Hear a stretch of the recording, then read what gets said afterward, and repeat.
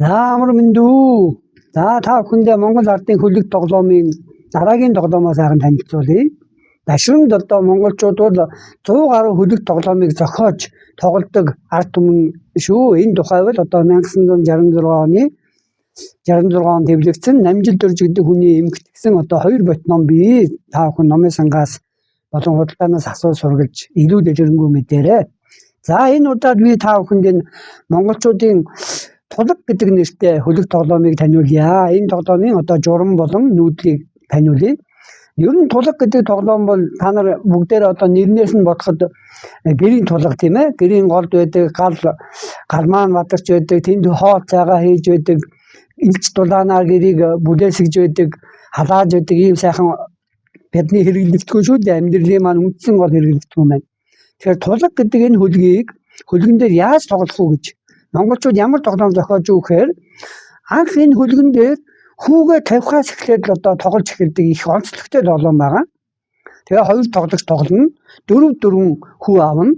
За нэг хүү нь бол одоо хонь буудлаар тулганыхаа энэ 9 буудал байгаа. Энд ингээд шараар тодруулсан 9 буудал байна.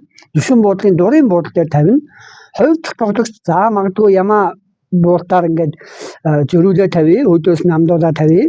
За ингүүд хонь маань өөрийн хүүгээ энэ буудал дээр тавилаа. Ингэхэд хоёр дахь тоглогч мөн амдуулаад энд тавья. За яагаад энд тавьж байгааг одоо яг тоглоомын дүрмэн дээр ингээд тодруулж хэлэхэд тулаг тоглоом бол нэг зураасны дагууд 3 хүүгээ тавьбал хүч ороод нөгөө талын хүүг хөлгөөс авч ингэж хождог ийм тоглоом баггүй юу? Тийм учраас сая ингээд тоглоом тайлбарлаж явах явцдаа би ямаа авсан хүү энэ буудлыг хааж ингэж өөрийн хүүг тавилаа. За одоо би хонь авсан хүү өөрийн хүүгийн тавья. За одоо та бүхэн анзаарах юм бол энэ шугам бол 3 болох гээд байна. Тийм учраас ямаа авсан энэ тоглогч мөн одоо хаах юм боломжтой. За ингээд сүүлийн хүүгээ энд тавилаа. За тэгэнгүүт ямааг авсан хүү энд тавилаа. За ингэж тоглоом эхэлж гэнэ гэсэн үг. Өөрөөр хэлбэл 4 хүүгээ тоглоом хөлөг дээрээ байрлуулахаас эхлээд тоглож эхэллээ. Тоглох явцад зорилго юу байсан гэхээр зураасны дагууд 3 хүү жирийг байрлуулахыг хүссэн. За яг энэ үйлдэлийг энэ 3 хүүг нэг зураасны дагууд байрлуулдаг энэ үйлдэлийг монголчууд жиргэх гэж нэрлэдэг байгаа. Тэгэхээр жиргэж хүч орох.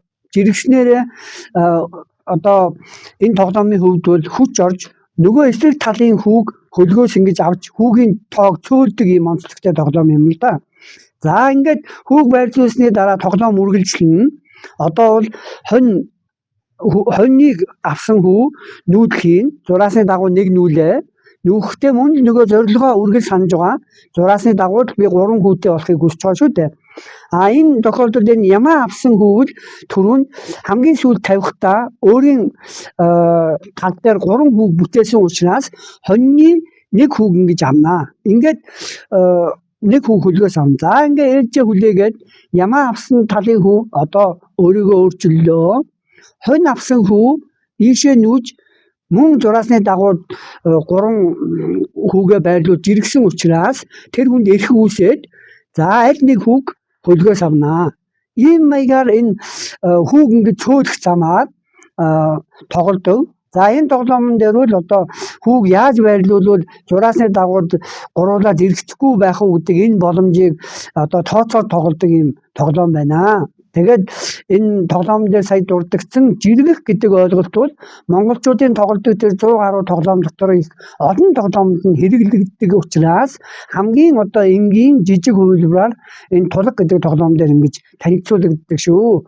За ингээд Монгол ардынхаа хөлөг тоглоомыг өргөх гэртээ үр хүүхдтэйгээ хамт тоглож байгаа эцэг эхчүүд эмээ өвөө тэр дундаа одоо эмээ өвөө нартаа амьдралд нь аз жаргал өхнийг хүсье. Энэ болгоныг түгээн дэлгэрүүлж байгаа энэ сайхан үйлс нь өргөн дэлгэр байх болтугай.